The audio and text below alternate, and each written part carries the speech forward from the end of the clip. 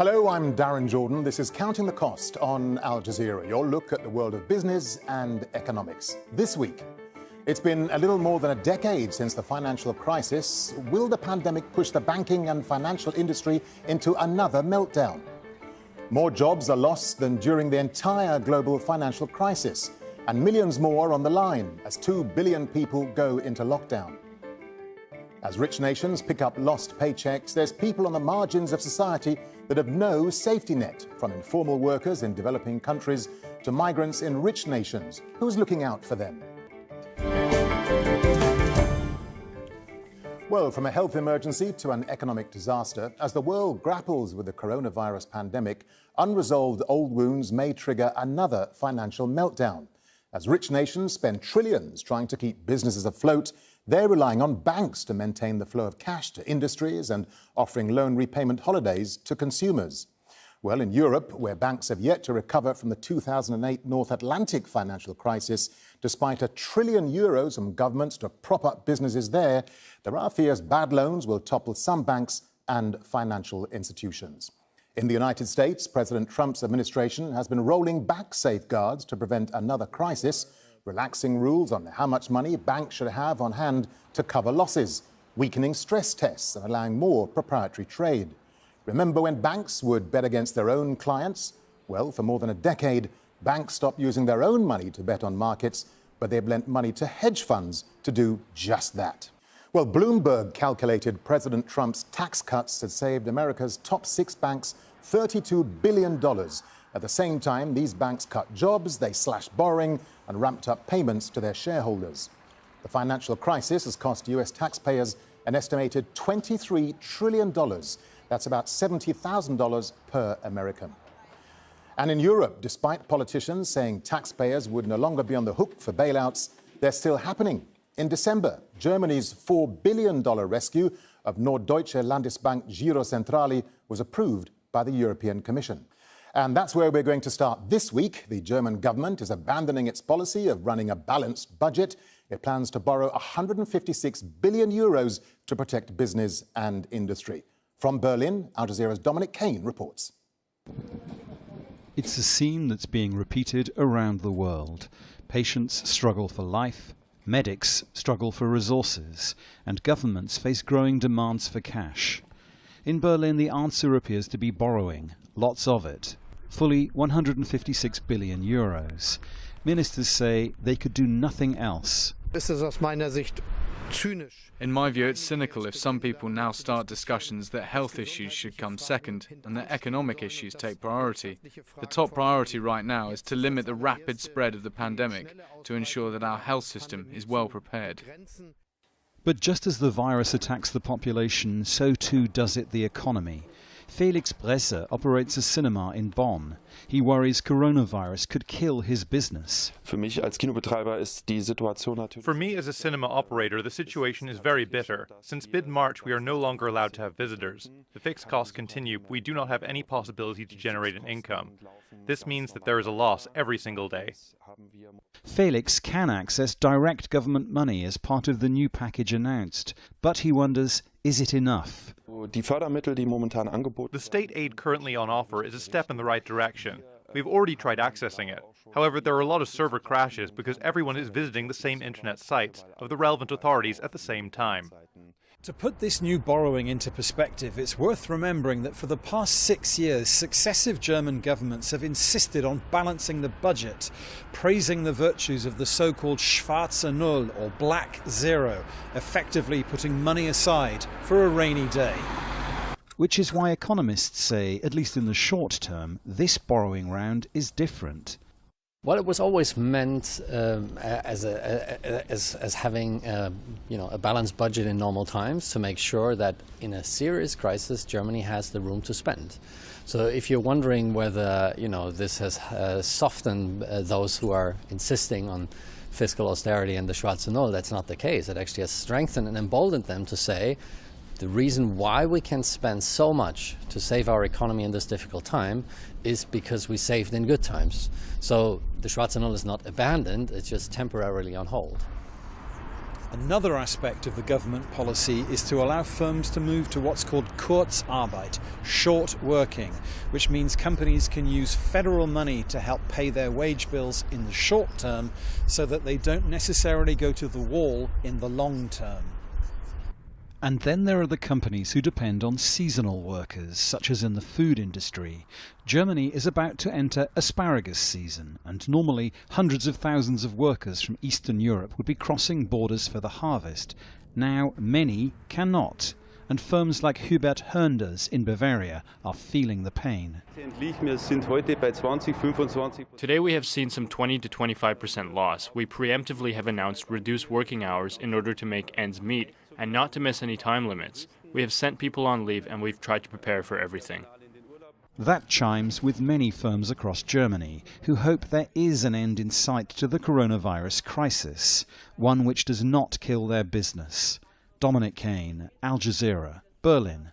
Well, joining us now via Skype from Edinburgh is Emilios Avgoulias. He's Chair of International Banking Law and Finance at the University of Edinburgh, and Emilios has written extensively on financial regulation. Emilios, great to have you on the programme. Let me start by asking you, is the banking sector prepared for this pandemic, do you think? No, nobody is. The banking sector is in a much better shape than it was in 2008. But nothing like this. And of course, the biggest problem these days are the exposures held off balance sheet by corporates, loans from corporates to corporates. And if one of them defaults, as you understand, the same corporation will default on its bank loans, and then the stress on the banking sector will be imported indirectly, and that's the biggest threat, the biggest risk, that corporates default on their short-term loans to other corporates.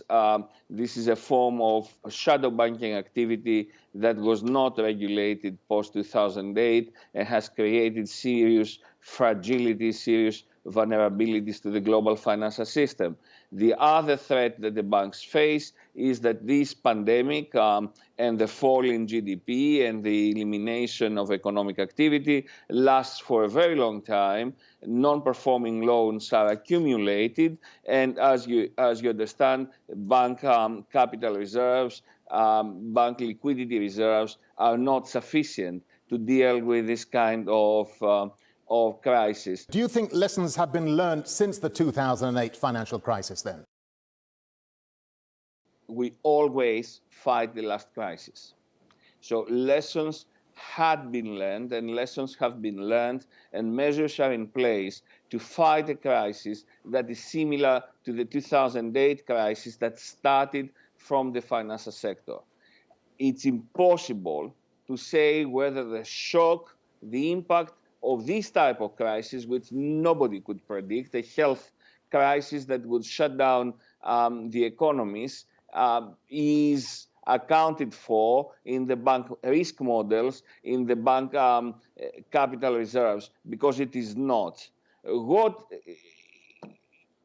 for sure is there is lots of resilience in the event of a number of defaults, or in the event of some turbulence, and the willingness of central banks to support bank liquidity, whatever it takes, unlike what happened in the early stages of the 2007-2008 crisis. Okay, Emilios, but if the pandemic lasts and the loss of GDP is massive, then the banking sector will face serious solvency problems as well.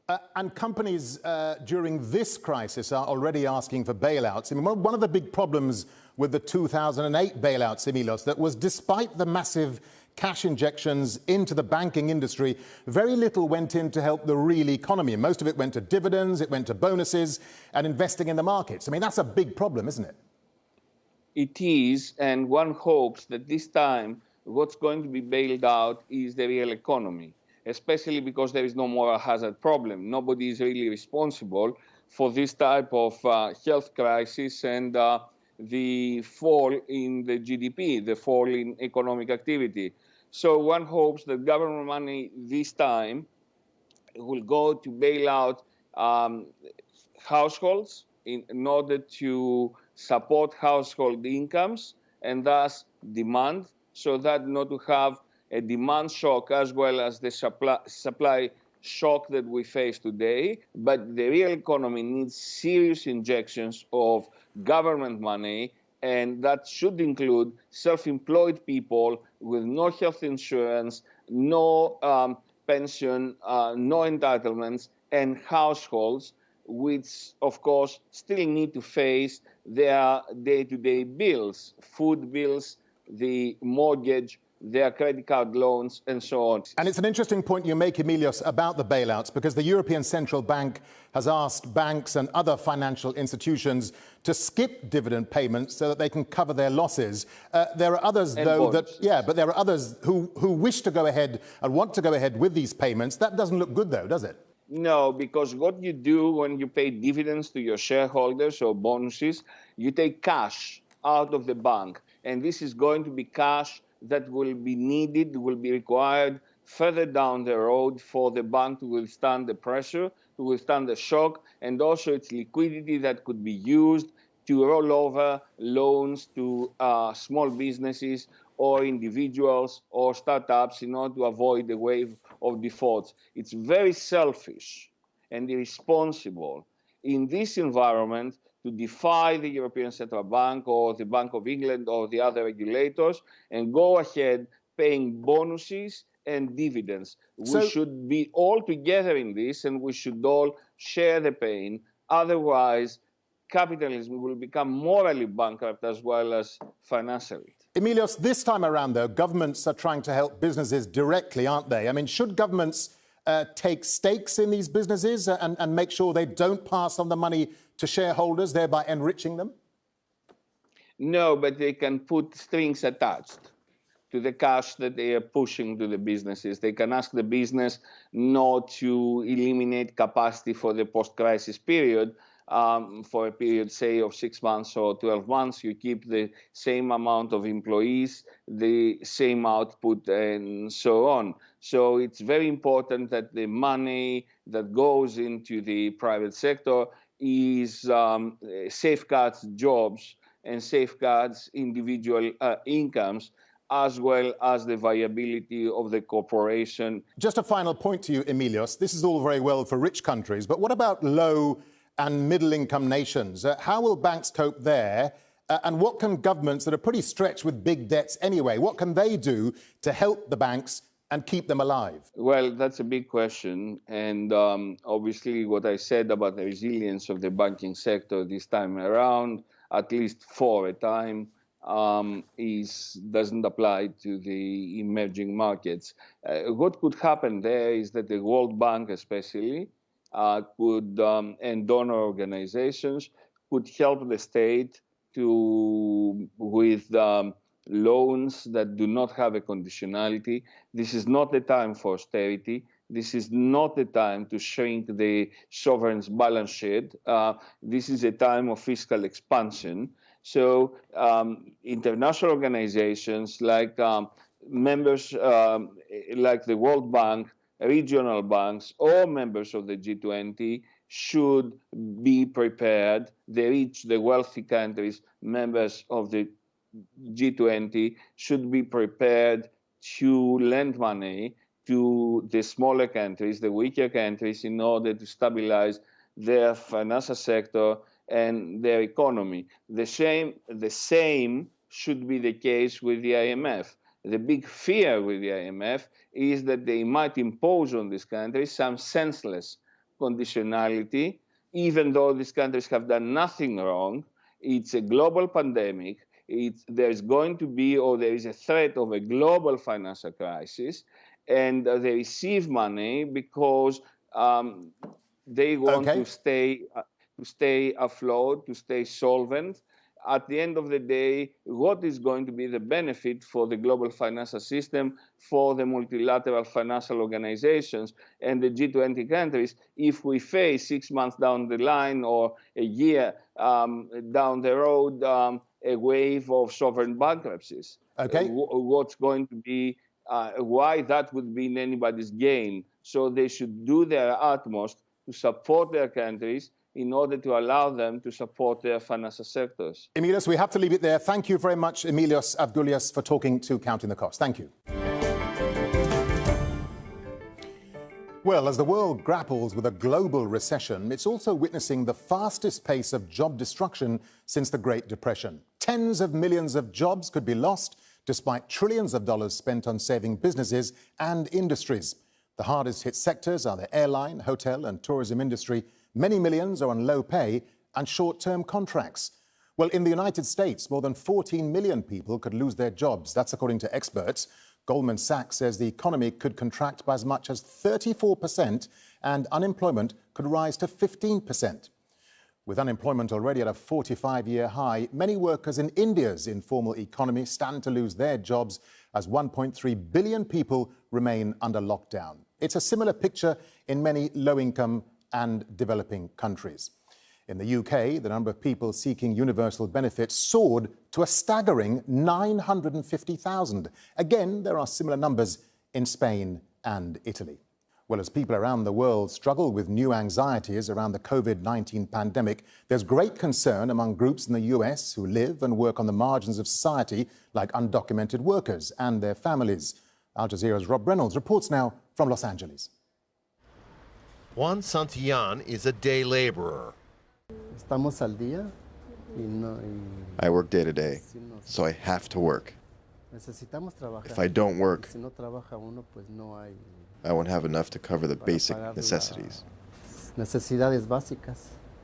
At the nonprofit outreach center where Santillan goes to find work, staff are preparing bags with soap, tissues, and information packets about COVID-19. We're really concerned specifically for our workers that are elderly. We're really concerned about them. Like I said, we have a huge population of workers that are 60 and up. While at work, many undocumented workers can't even practice basic virus prevention. Our workers who don't have access to running water can't even wash their hands. At the Monsignor Oscar Romero Clinic in Los Angeles, Dr. Don Garcia treats low-income families, many of whom are undocumented. They live in the shadows. Their exposure, I could very well say on an epidemiological side, could even be higher than the ordinary resident or person of the United States, just because of their employment status. Garcia says some undocumented people avoid interacting with public health systems for fear of being caught by immigration authorities and deported. Doctors say if the situation remains in which undocumented people stay in the shadows away from the healthcare system during the pandemic, it poses a grave risk to the population as a whole. They're becoming a transmission vector to all those other individuals that they're exposed to. Unless government policy encourages undocumented people to come out of the shadows, the danger of infection could increase for everyone. Rob Reynolds, Al Jazeera, Los Angeles. Now, the International Labour Organization has estimated the pandemic will eliminate 6.7% of working hours globally this quarter. That's equivalent to 195 million full-time workers. Well, I'm delighted to say we have via Skype from Geneva, Sang-Hyun Lee. He's the director of the Employment Policy Department at the ILO. Sang-Hyun, we're living through extraordinary times, aren't we? And I'm guessing our best estimates as to how deep job losses will be during the crisis is obviously going to keep changing. What's your prediction then in terms of the actual job losses, and how difficult is it to compare this pandemic to past events? I think this is a very uncertain time, and also it's very hard to predict what's going to happen over the course of this year. Actually, about 2 weeks ago, we actually made a prediction about around 25 million job losses actually by the end of this year. And at the time, there was our prediction is based on our overall actually prediction about the GDP, and also the possible duration of this pandemic, and also how the employment will be sensitive to this economic shock. So all these assumptions we made for our initial actually prediction turn out to be rather optimistic. So the GDP is moving rather fast, and also the pandemic crisis will last longer than expected. And also more importantly, the way actually employment is responding to the this economic shock and the lockdowns are large and quick and in a large scale and also very immediate. So this actually put us in a very difficult situation to predict what's going to happen. So we actually changed our methodology a little bit to look at the what's going to happen in the next 3 months. That's something we did. At the same time, looking at just the employment may not be enough. So you see a lot of the workers who still manage to get jobs, but their working hours are shorter, and sometimes on the paid leave, and sometimes people have the temporary laid off. So the employment figure does not necessarily convey the full picture of the reality on the ground. That's why we actually start to use the working hours. Sang-Hyun, so then what's your advice to governments during this time, especially as more than 2 billion people are about to go into lockdown? I mean, there's a lot of people who stand to lose their jobs. Yeah, exactly. That's our main concern. I mean, it is very important. This crisis affects both labor demand and supply side at the same time. And at the same time, both workers and the business do not have much capacity to cope with this crisis themselves. So it's crucial and very important for the governments to take immediate actions to support them. And so timing is everything. Of course, a lot of governments are actually making very impressive move to announce the stimulus packages. The large part of that is actually for supporting the business and workers. But we have to move very quickly. Timing is everything. And also we should put in place a very strong delivery mechanism to make sure the workers and businesses actually benefit from this actually support in a timely manner without any delay. Let's just talk about developing countries if we can, because the problem is a lot more difficult to get a grip of, isn't it? Because of the huge informal economies in these countries. How do you catch and support these individuals then? I think this is basically the important question, especially for the informal workers. As you know, the pandemic is now spreading to developing countries where typically more than 60% of the workers are informal workers. Normally, in the crisis situation, informal workers still manage to actually do their economic activities, but this time is different because all kind of lockdown arrangement which actually restrict the movement and also the economic activities. So the informal jobs is not actually something these workers can actually manage at the moment. For this reason, we think the strong social protection or the income support from the government and community should be the key. And international community is moving very quickly to provide the necessary support for that. Sang-Hyun, let me get a final thought from you. When we come through this, what should our priorities be, and what's your advice to governments? I think for us, the job is the critical. So when you actually providing support to business and also to the other policy measures, for example, through this stimulus package, our recommendation is always that you have to give priority on the jobs and employment. We know we have very good lessons from the previous crisis. For example, the global financial crisis in the 2008 and 9. You see this Germany, actually, they are actually putting lots of emphasis on making sure the workers maintain their jobs, and that is the focus of the supporting business as well. And other countries, they are a bit putting less emphasis on the job dimensions. The outcome is rather contrasting. In Germany, the employment situation actually somehow is quite okay, and then they recover very quickly. But in other countries like the UK and also the United States, I mean, it took quite a long time to actually getting back to the normal level of employment. And when it comes to incomes and also overall the wages, for example, it took almost 10 years to get back to a pre-crisis level. So I think what kind of recovery we want, and it's very clear. I mean, we have to make sure the job should be our priority, and good job means actually good incomes, and that's a good life for the workers. I mean, that's what all the society wants. Sang-Hyun Lee, thanks for talking to Counting the Cost. Thank you. Thank you so much. And that's our show for this week. But remember, you can get in touch with us via Twitter, use the hashtag AJCTC when you do, or you can drop us an email. countingthecost@aljazeera.net is our address. But there's more for you online at aljazeera.com/CTC. That'll take you straight to our page, which has individual reports, links, and entire episodes for you to catch up on. Well, that's it for this edition of Counting the Cost. I'm Darren Jordan from the whole team here. Thanks for joining us. The news on Al Jazeera is next.